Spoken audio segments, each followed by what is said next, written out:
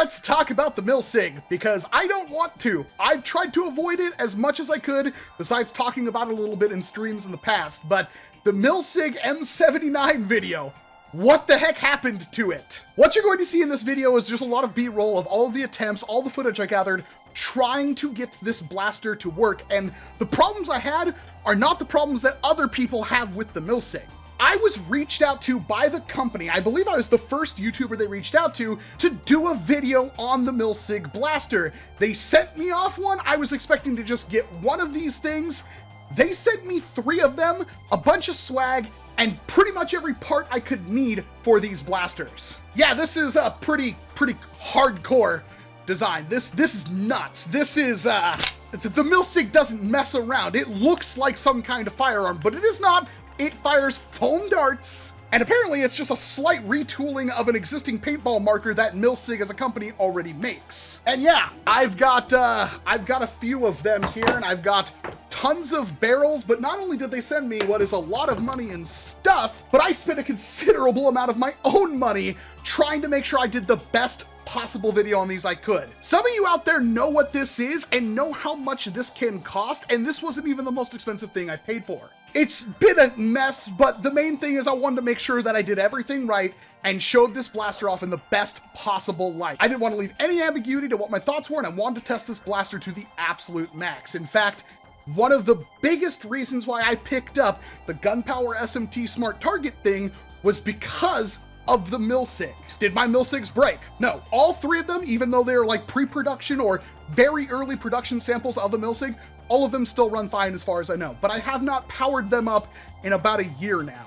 Why was this blaster such a big deal? Well, because it uses a Talon mag and it shoots half-length darts, but it's not a flywheeler, it's not a Springer, it's an HPA blaster. HPA, high pressure air. It's the same kind of system that a lot of airsoft and of course paintball markers use. The Milsig had some pretty cool features going for it. The regulator was like built into the blaster and was adjustable on the blaster itself, and there were multiple different ways you could configure this thing. Different lengths of hand guards, different stocks. You could have one for CO2. You could have one that was just a bottle stock. You could have one that had a line out to a bigger tank. It was a really awesome blaster, and the company even did a lot of work into making 3D printed designs to change this thing from the very aggressive look that it has right now into something more friendlier. In fact, I think the first design I saw from them, they made the original Gundam laser rifle as a kit that you could put on your Milsig, which was fantastic. My hype was through the roof. When I did that short, I was so ecstatic. I finally got the thing, all the pieces, everything ready to go. I had to drive over an hour to get my tanks filled, and that first mag dump was incredible. The second mag dump was what you saw on camera, and it was so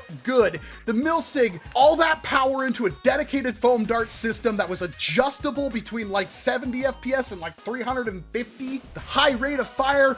The Milsig looked so good in my garage at a very short range when I was also trying to film, and I didn't want to fire anymore because I knew the next day I was going to be driving over 2 hours away to film with a bunch of friends to make the best possible video I could. And it was about 15 minutes into that trip. As soon as I busted out the Milsig, I set it up, I put down a bench, and I tried to shoot some targets, and I couldn't hit a target 20 feet in front of me. And that killed that entire weekend. There was no saving the Milsig because no matter what I did, I had multiple barrels from Milsig themselves. We used different darts, different mags, different adjustments on the power settings.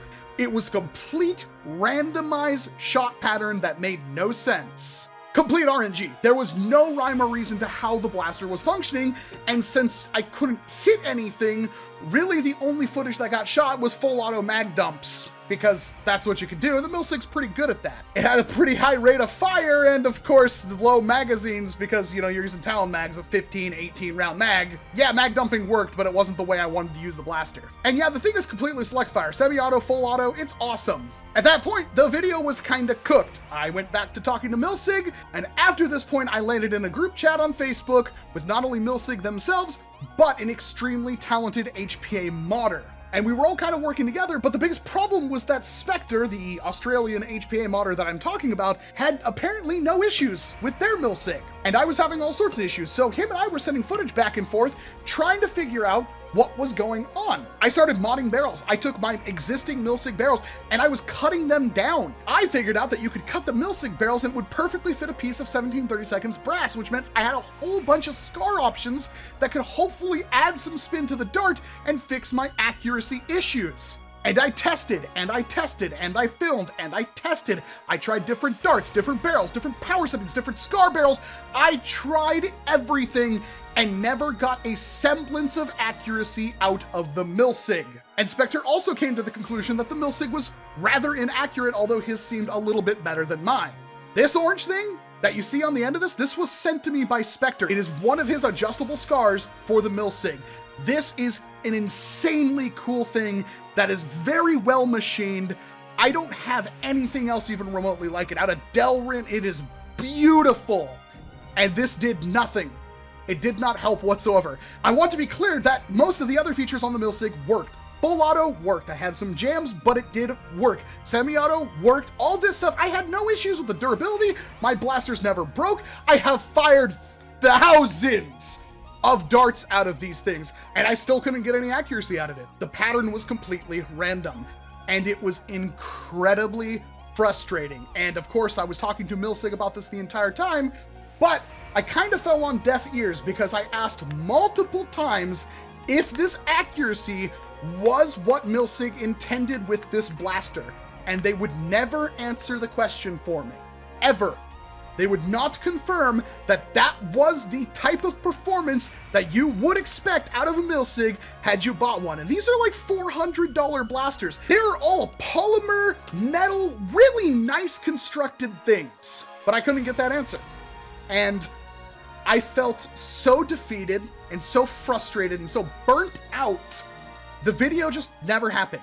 Milsig was badgering me to finish the video, so of course they got frustrated with me. They went to other YouTubers, other outlets. I know some people got these early and they broke, and I know other people did videos where they might not have fully understood what they were trying to do. Is HPA overpowered? Maybe.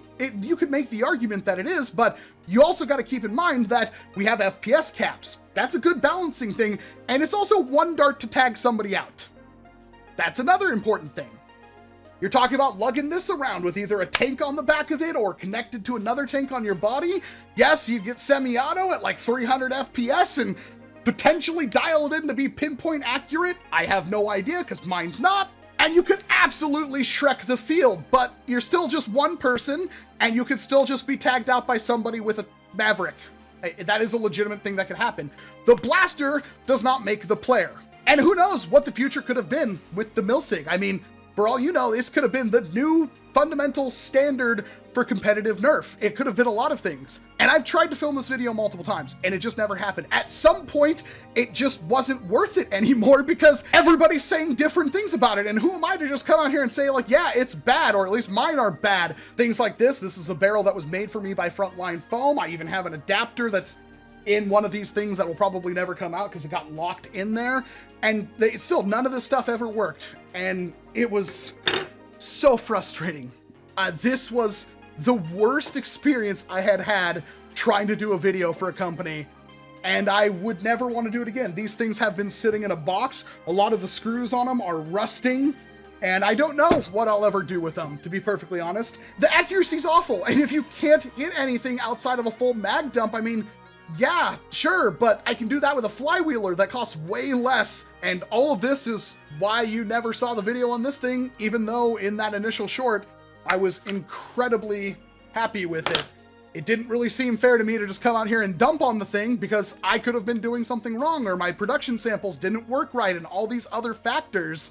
And that's another thing off the list that I should have done the video on a very, very long time ago. And I apologize to those of you that have been waiting for that. And I guess this paintball tank is only good for like another 3 years. Great. Maybe I should find something else that I can use this with. That's all I got for you. I'm Walcom7. I don't know what day of TAGBAXMAS this is going to fall on, but there's your Milsig video. I didn't want to do it, and it probably wasn't worth it. Bye.